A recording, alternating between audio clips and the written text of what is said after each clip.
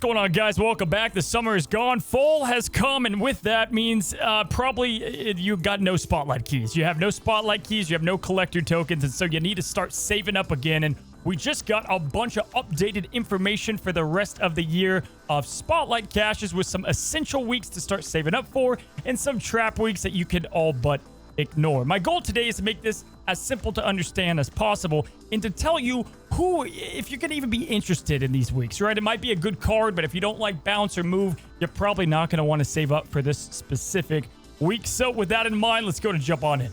We're going to go week by week, and we start with September. Look, I'm not holding back anything. If you were looking just for one spotlight to get from this video, it might just be the first one we're going to talk about today. Mockingbird, US Agent, and then Silver Sable. All these cards are going to have plug-in playable use. All of them pretty damn good and best in cost for the most part. This is getting an easy 5-star rating for me. One of the best out of all of the ones we're going to review today. Mockingbird's one of the best cards in the game. US Agent is just criminally underrated, mainly because no one got him, and now's your chance. And Silver Sable is a one-cost card that you can use and abuse, plug and play. It's going to be powerful with Afflict, and then also even better with Falcon and B. So really good banger to start us off here. 5 out of 5. So September 10th is going to be kicking off our first kind of combo week, right? I don't care if you like move. You're probably going to once they add Activate to the game and a couple of new cards. But if you're going to go for this week, you probably need to go for the next one. This week is going to have the better new card in Madam Web, who's ongoing, and once per turn, you can move a card away for free from her location. Absolutely cracked. I think this is going to be huge for the archetype. But the people over there, the cookies at Second Dinner, they're smart. They like to put bad cards with good cards. And we've got Alioth, and then we've got ourselves Silk, who I think is going to become even more irrelevant when we get some new move stuff happening here pretty shortly. Alioth is one of those cards that is cool to have. You're going to use them in priority decks. I'll be honest, I play a lot of Snap. I don't play tons of Alioth, right? You're going to be going for this week for Madam Web. I wish they would have put Hercules and other move cards that kind of associate with Madam Web in our next card we're going to talk about, but that's not the case. So I don't give this a great rating for the week because it's more of a collector token focus week. I'll give it like a 2.5 star, even though Madam Web is really good. Target her most likely. You probably already have the other two. Now, Aranya, and I'm sorry if I said that wrong, but Aranya is a Activate card, and Activate, if you don't know, I have a whole video on it, but we're assuming it's you can click it and do it at any point in time. Is going to be sensational for move decks as well. And this is why you want both of them. You want the whole package deal. But the flip side is she comes with two pretty good cards in Sage and Miss Marvel. Miss Marvel, you don't play as much as you used to, but still just a great plug-and-play option. I see people playing more of this when these move cards come into the game. And then Sage, who is categorically, if you guys have been watching my content, probably one of my favorite cards in the game, like right now. Just a very good card within Marvel Snap. So if you're going to go for one, go for both weeks. I would say if you want both of them, use tokens on Madam Web, and then just go for the spotlights here on the Aranya and Sage week. This is just a fantastic week altogether. So I think both are good. The Madam Web week is not all too good. This one's more of like a 4-star probably, just with the cards associated. Now, right after the combo week, we move into another kind of solo week of a card that doesn't need to have a card associated with it. It's another Activate card, and just one of the most badass characters. So pumped it's coming to the game. Scarlet Spider, you activate him, you can make an exact copy of him. And what's cool about this, you can synergize this with a bunch of cards you already have. It's going to be plug and playable. It's going to be probably one that you see a lot of us hype up because it's that cool. And on top of that, it comes with White Widow and Scar. Scar is going to become even better, and he ages like fine wine. The more cards that we get above 10 power and that we can manipulate and play, Scarlet Spider being one of those. And then White Widow already got nerfed. Don't see her being touched up again. And just a fantastic 2-drop that if you missed out on, now's your chance to get her in a week. That's just great. This is like a 4.5 week for me just because I love everything going on here. Maybe a 4-star if I'm being, generous. But overall, a great standalone week that I think is a must-have, especially if you missed out on the last two. You just, no matter what, you don't care about move. This is a great week. On top of it also goes with the Season Pass card, but that's for the other video. You can go check that out. Now, moving on to the month of October, we've got the Venom season, and we start with a pretty complicated week for me. I have a tough one. I just have a tough time here on what to rate this. I want to give it maybe a 3-star. Scream is going to be one of the more important cards to come as a tech card and a card just to make a new archetype. I think this is an essential card to have I love Scream. They just buffed it. If Heimdall happens, she's not going to take from all those cards, but this card is going to gain so much power, and it just helps as tech against some of the best cards in the game, Jeff and Nocturne and all those good stuff. So Scream's great. Man-Thing just got a massive boost. If you don't play Man-Thing now, you're not going to play him. All right, don't cope. If you don't play him now, you're probably not going to play him. He is a good card, though. Very good, especially in Spectrum decks, but very limited. He's not going to be played in a ton of decks.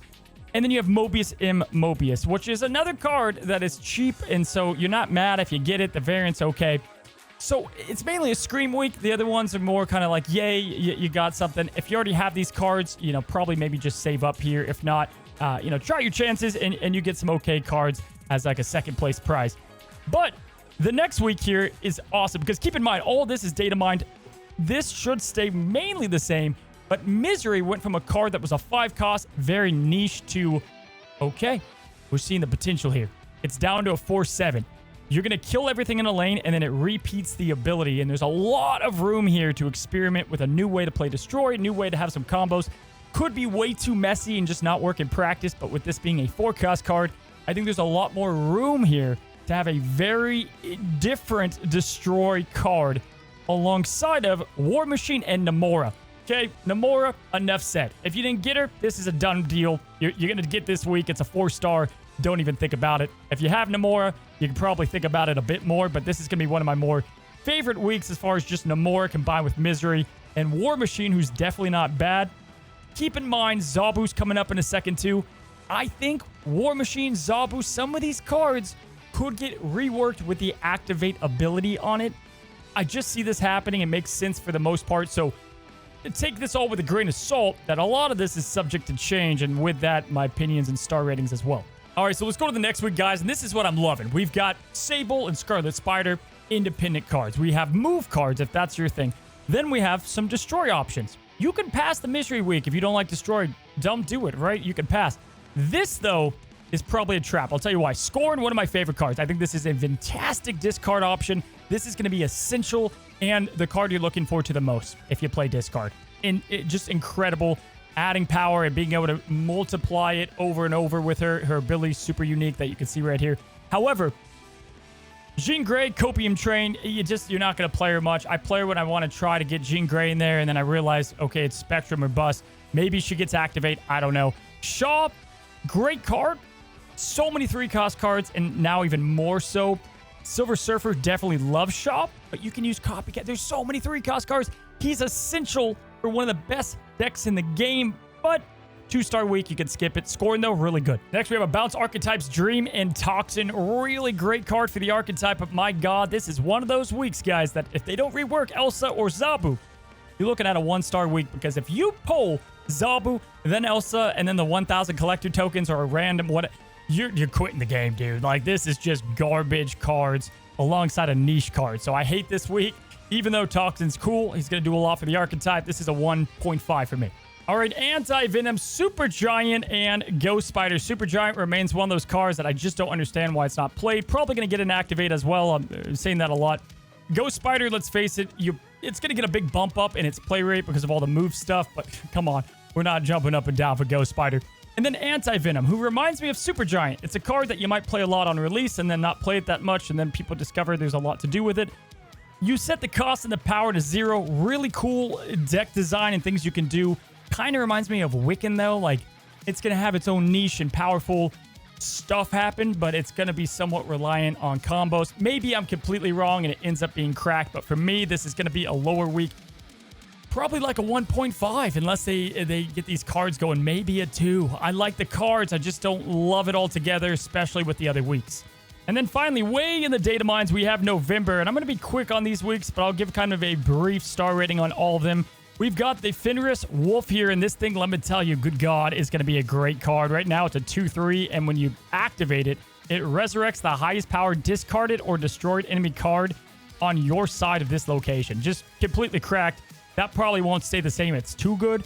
And it comes with a Nihilus and a Werewolf by Night. Good God, is this not just like a 5-star week? This is such a solid week of cards. Wolf is pretty niche, but Annihilus is crazy. Great spotlights as well. This is going to be a good week. Next up, November 12th to the 19th, we have Frigga. And Frigga, Athena, Valentina. Athena, obviously great if you missed out on her. And then we don't really know what Frigga does right at this second. So I literally can't comment on this card.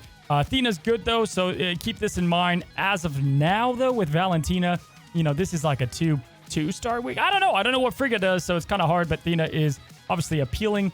Then you have Malekith, Red Guardian Copycat. This is unless Malekith, which I'm guessing is going to be complete dog water, just because of how good Red Guardian Copycat are in this week. Just with them alone, 3.5. I just love that as just two solid spotlights. We're going to hope that he's a decent card to go alongside it. If he is, this is going to go up even more. And then really outside of that, the only information that we have in the first week of December is just Havoc and just Legion, which is obviously not a good week at all. Far from it. So this is obviously a 1-star for me, but gives you guys a little bit of an idea of what to start saving for in the future, with these being way far out there, but we have a decent shot of these staying somewhat the same. So in a nutshell, guys, kind of complicated. This was tough to rank a lot of these because we've got very archetype dependent weeks, and there's only a couple that have just banger after banger card. You can't miss, can't go wrong. Definitely start out September with a bang with Mockingbird and Friends. It's going to be a great week no matter what. And then I'd probably go to the 2 move cards. I just think everything in September has huge potential. And then after that, you can kind of wait and see and start saving up from there. The move cards, I think it all is going to rest on Madam Wet. Wait for our opinions on it. You know, people like me will get it, will test it. If she's cracked, get it, and then get ready to get the next week as well. Start saving up the tokens, though, because some of these are clearly bad weeks with good cards. But again, at the end of the day, this is just my opinion. So start identifying what decks you like. Hopefully this video helped you out in some capacity. If it did, hit this beautiful button right here that says subscribe. Trying to get up to 150,000 subs by the end of the year, which is December, coming up here pretty soon. Until the next one, guys, have a good one. Have a great one. Happy snapping.